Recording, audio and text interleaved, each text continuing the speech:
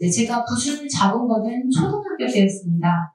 아마 초등학교에 한 번씩은 수업 시간에 그 서예를 체험할 수 있는 그런 미술 안에 서예가 들어가 있어요. 그런데 이제 저도 그 서예 시간에 붓을 처음 잡았고, 선생님께 잘 쓴다는 그런 칭찬을 받고, 그때 당시에 서예 학원이 학교 앞에 있었는데, 제가 먼저 부모님께 서예 학원을 좀 다니게 해달라, 이렇게 요청을 드린 학원은 처음이자 마지막이었던 것 같아요. 책강에서 100일 동안 글을 쓰는 프로그램이 있어요. 그 100일 백장을 제가 쓰게 되면서 몸은 어른이 되고 결혼하고 했지만 아직 내면에는 자라지 않은 제 내면의 아이가 상처가 있고 힘들어한다는 것을 알아차리게 됩니다. 글을 쓰게 되면서.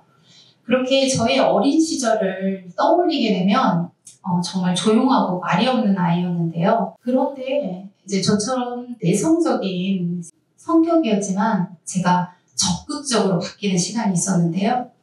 바로 국어 시간이었습니다. 누가 시키지 않았는데 만해 한용운의 시를 필사를 해가지고 학급 게시판에 붙이고 그리고 또 뭐 한 주에 한 번씩 이렇게 글이나 문장 등을 필사해서 붙였던 기억이 있는데요. 하루는 제 자작시를 붙였습니다. 이 경험하라고 써서 붙인 자작시를 친구들이 보면서 이거 네가 쓴 거 맞아? 이렇게 물어보는 거예요. 그래서 이제 그때는 말을 안 했어요. 좀 창피하기도 하고 그래서. 그런데 이제 국어 시간에 선생님께서 갑자기 저를 딱 이렇게 세우시더니 이거 너만 쓴 거야? 이렇게 물어보시는 거예요. 그래서 시 너무 좋은데? 수업 끝나고 교무실로 잠깐 와봐. 이렇게 그러셨어요.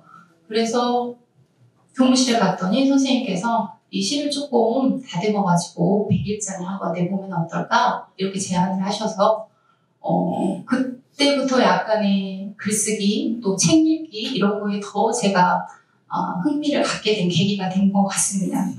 제가 이제 대학에 들어가서 뭔가 자유롭고 이렇게 하고 싶었던 꿈을 할 수 있는 시간이 없었어요. 그래서 이제 빈 시간에 서도의 활동을 참여하면서 수업이 비어있는 시간 이렇게 붓을 잡고 제가 했던 시간들이 굉장히 저한테 즐거운 시간이었는데요.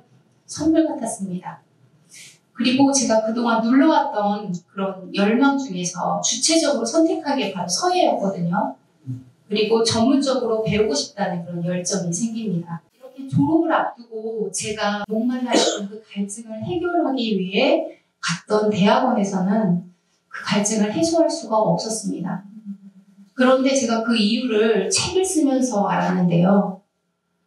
내 삶의 주인으로 살고 있는가? 내가 내 삶을 정말 창작자로 만들어가는 사람인가? 라는 질문이 제 머리에 스칩니다. 삶을 주체적으로 만들어가지 않았던 나 자신을 발견하게 되는데요. 붓을 잡고 새로운 글씨를 쓰고 나만의 무늬를 가진 작품을 쓰고자 했지만 스승이라는 벽에 늘 부딪혔고 나만의 무늬가 아닌 모방을 하고 있는 자신의 한계를 느낍니다. 그 한계를 넘고 싶어서 대학원 진학을 했지만 삶이 바뀌지 않고서는 그 한계를 넘을 수 없었습니다. 우연히 하루는 걷다가 산책길에 그늘지고 햇빛도 들지 않는 정말 후미진 곳에 그 갈라진 틈 사이로 풀꽃이 앙증맞게 꽃을 피운 걸 봅니다. 정말 너답게 꽃을 피웠구나. 그 생각이 들으면서 나는 뭘 했지? 지금 내가 하고 있는 일을 못하면 나는 무엇을 할 수 있을까?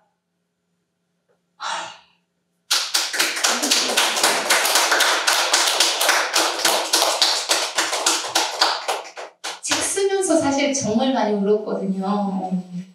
아마 글을 쓰신 분들은 아실 거예요. 근데 오늘 안 울 줄 알았는데 괜찮습니다. 그 질문 끝에 다시 붓을 잡습니다.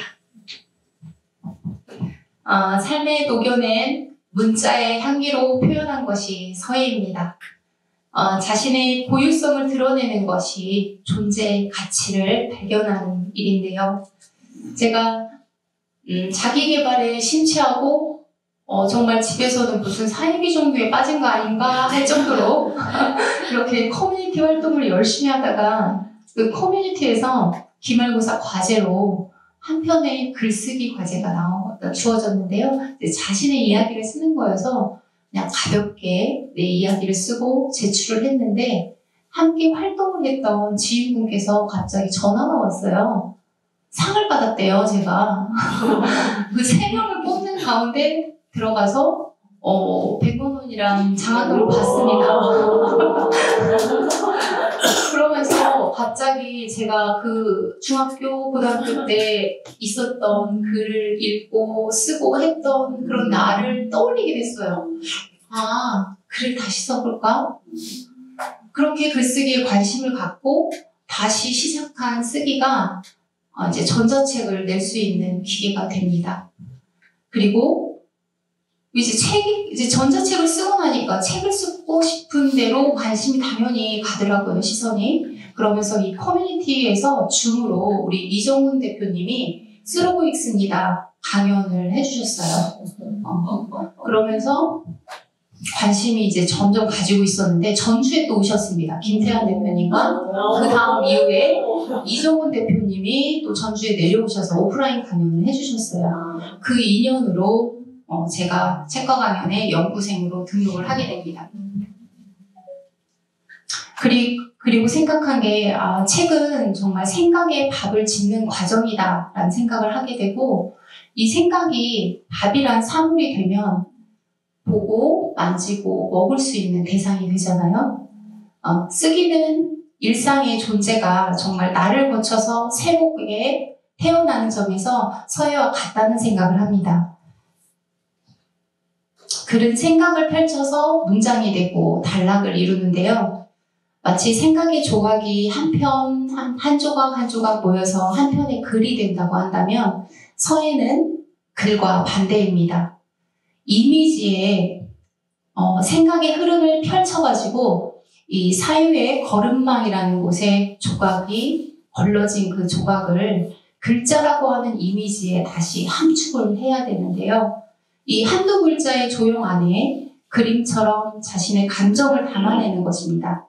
그래서 서예와 쓰기가 이렇게 연결될 수 있다라는 즐거움과 신비로움을 느낄 수 있었습니다. 글을 쓰면서 흔들리는 나를 이해했고 또 그 이유를 알게 되었습니다.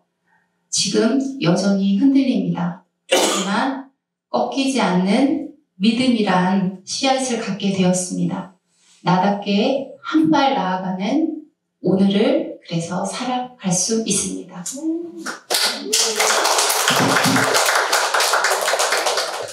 책을 쓰면서는 사실 보이지 않는 길을 걷는 것과 같았는데요. 제가 첫 코칭을 받은 게 23년도 3월이었습니다. 근데 선을 긋다라는 책이 출간된 게 25년 7월 18일이니까 굉장히 시간이 많이 지났죠. 초보 작가가 사실 책을 출간했다고 바뀌는 거는 없습니다.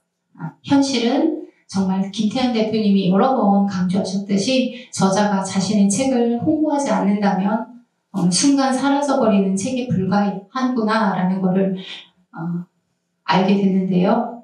하지만 제가 분명한 거는 책을 출간한 이후에 나 자신의 삶의 방향이 달라졌습니다. 그리고 전주에서 첫 북토크를 준비하면서 스스로 내가 기획하고 장소를 알아보고 또 사람들에게 무엇을 나눌 수 있을지 그런 고민했던 시간들은 정말 돈으로 살 수 없는 가치가 있다고 생각을 했고요. 또 이 책이 내 책이 어디에 가면 도움을 줄 수 있고 어디에 가면 닿을 수 있을까 나의 마음이 이런 고민들은 정말 한 번도 보지 않은 사람에게 메일을 보내게 되고 또 손편지를 써서 제 책을 보내게 되는 그런 이전이라면 생각하지 못했던 그런 일들을 제가 직접 하고 있는 것을 경험하게 됩니다. 새로운 도전 앞에서 제가 불안감이 50%였다면 책을 쓴 이후로는 51%의 설렘으로 바뀌었습니다. 보이지 않았던 길을 보이게 했던 증명서가 되었고 또 이 길을 앞으로 만들어갈 오늘을 마주하고 있기 때문입니다. 저 왼쪽에 있는 거는 제가 결혼할 때 청첩장을 직접 쓴 겁니다. 사랑이라는 말이고요. 네, 가운데는 이철원 장편 소설의 왕의 초상을 이제 표지 디자인을 해봤고, 그다음 이제 마지막 청첩장은 이제 아는 분이 결혼을 하시는데 해보고 싶다고 해서 저희 부탁을 주셔가지고 써본 겁니다. 다음 보여주세요. 여러분들 오늘 굿즈에서도 만들었던 글자인데요. 꿈이라고 하는 글자이고, 꿈이라고 하는 거는 결국 내 마음 안에 있던 작은 불씨라고 생각을 해서 이제 우자죠. 우의 그 전 부분을 저렇게 주황색 주묵을 사용해서 피어나듯이 펼치듯이 이렇게 표현해 본 글자입니다. 네, 느림이라고 하는 글자인데요. 그렇게 보이지 않기도 하는데 이제 느자 같은 경우에는 달팽이의 이미지를 연상을 해서 썼고요. 달팽이가 땅 위를 기어가는 것처럼. 그리고 이제 림자가 이게 리을인데 조금 더 선을 가볍게 마치 춤을 추듯이 그런 느낌을 표현해본 작품입니다. 이거는 하트의 모양을 상상을 하고 쓴 지금이에요. 지금을 사랑하는 것, 그런 의미를 담고 있습니다. 제가 아까 강연에서도 이야기했는데요. 용기라고 하는 건 큰 게 아니고 두려움을 1%의 용기를 더해서 바꾸는 거라고 생각을 했어요. 그래서 그 내 마음속에 있는 두려움을 파도가 일 때의 그 소용돌이 같은 느낌을 표현한 글자가 바로 용기입니다. 이거는 전주 학산 시집도서관이 정말 예쁜데요. 그 학산 시집도서관에 가서 이 문자를 들고 쓴 다음에 시집이란 글자를 마치 시의 집이라고 생각을 했어요. 그래서 시의 집 안에 사람이 앉아있는 모습을 표현을 해본 겁니다. 시집. 뭐든지 뭔가 특별함이 있다라고 우리는 성공한 사람들이 생각을 하는데요. 결국은 매일매일을 그냥 내가 할 일을 하는 것이다 라는 생각으로 써본 그냥입니다. 이거는 소곡 맨 마지막에 한 작품이에요. 책 속에 실기 전에 소자가 마치 소나무를 연상을 해서 썼고 복자는 웃는 모습을 좀 표현을 했습니다. 여기 보면 제가 이제 산책길에 찍은 구름 모양인데요. 책을 아마 읽으신 분은 아실 것 같은데 이게 무슨 모양일까요? 구름이? 조금 확대해 주실 수 있을까요? 감사합니다. 했습니다. 오기때. 네, 맞아요. 저는 용으로 봤어요.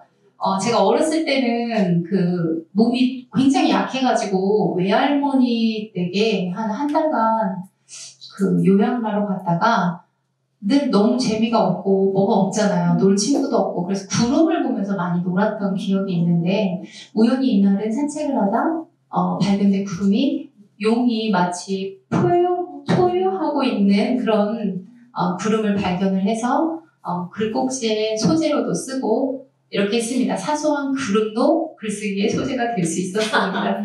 이게 제가 성주 마라톤 10km에 참여했었던 사진. 근데 저한테 마라톤은 굉장히 글쓰기에도 도움이 많이 됐고 제가 힘든 부분이 있을 때 그런 부분을 해소할 수 있는 유일한 힐링의 시간이 되기도 했고 달리면서 또 글쓰기의 소재도 많이 떠오르게 되는 시간이었습니다. 이게 이제 풀코스 마지막 피니시 들어오는 영상이에요. 제 끝에 있는 사람이 이제 제 얘기거든요. 네네네.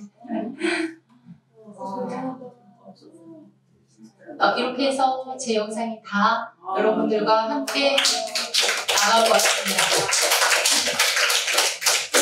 저는 오늘 지금을 사랑하면서 꿈을 향해 선을 긋는 서예가 이경화로 인사드립니다.